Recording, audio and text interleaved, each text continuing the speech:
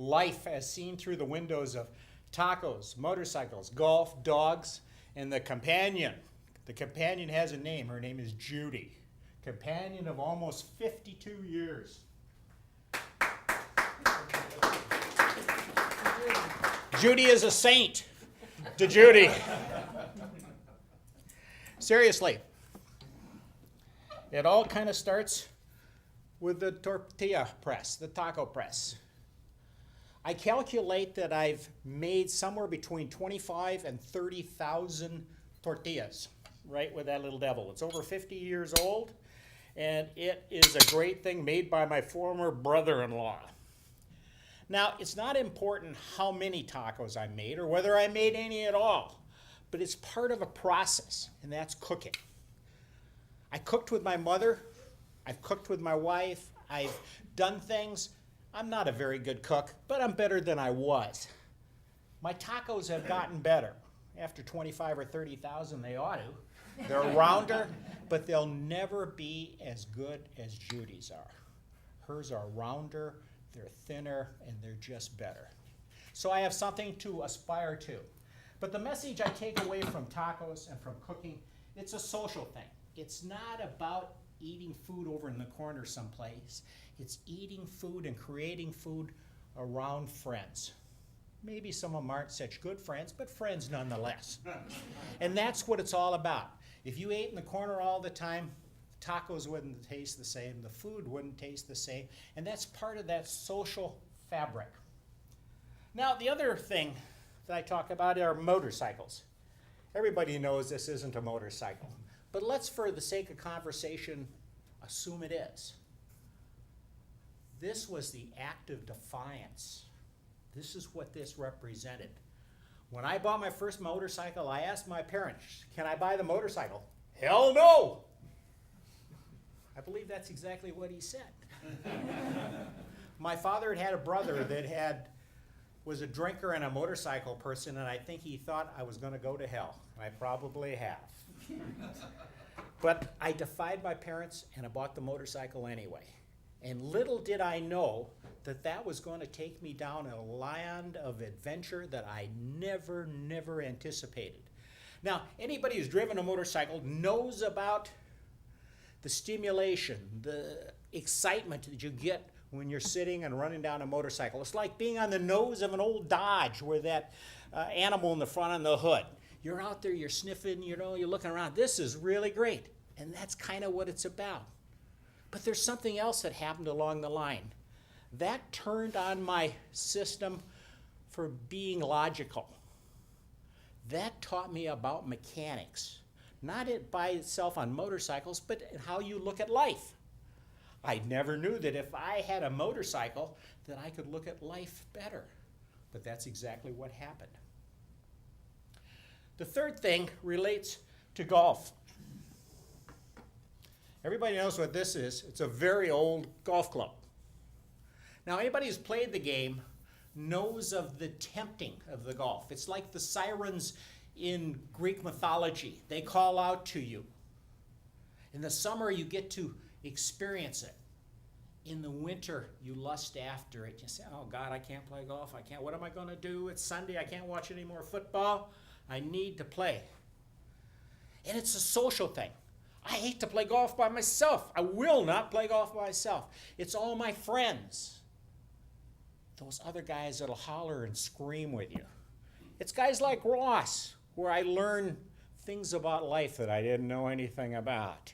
It's just all those kinds of things.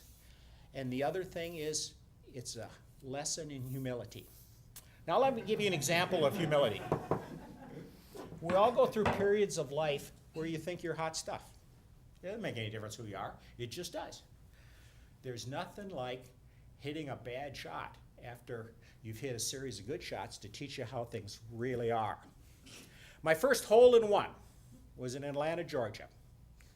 It was preceded with a 7 and followed with a 7. So if you look at the scorecard, 7, 1, 7. That's pretty exciting. That's pretty exciting.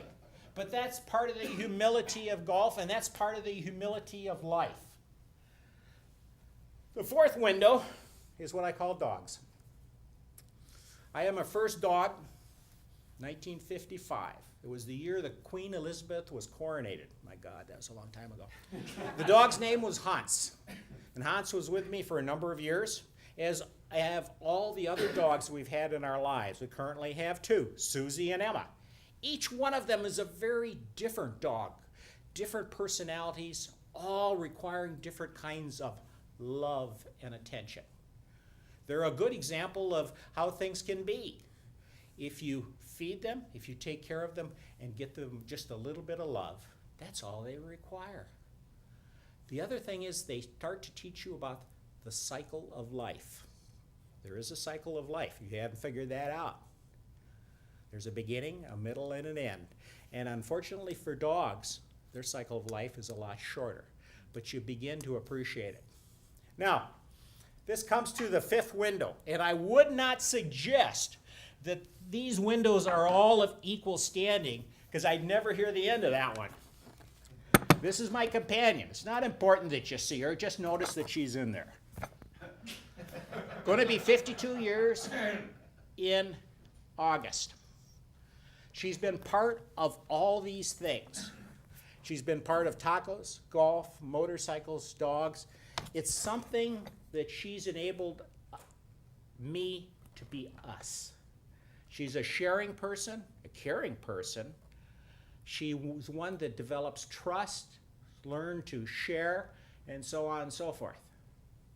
Now, the one lesson I've learned from Judy, amongst many, are there's a time to be quiet. Some would call it shut up.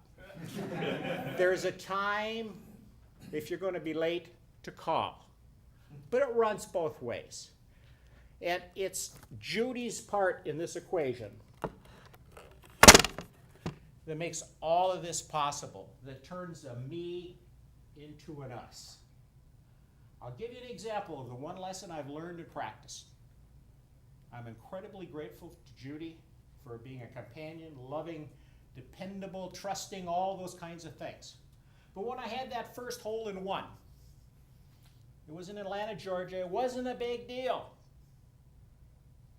And I went back to Minnesota, and about a month later, I never told her about it. I get this package, like this, and I knew what it was. It was one of those trophies that celebrates the event. And I should have taken the box and taken it downstairs and put it away, but I didn't. I opened it up, and she looked at that, and she said, "You had a hole-in-one, and you didn't tell me?" Didn't seem like a big deal at the time. Well, I've learned that lesson. In hole-in-ones number 2 and number 3, Judy was the first one to know. So, if there's a lesson, and if there's in life, we all have these kinds of things that affect this. We just don't realize it. And it's all these kinds of things, but with the help of my companion, Judy, that makes all this possible. Mr. Toastmaster.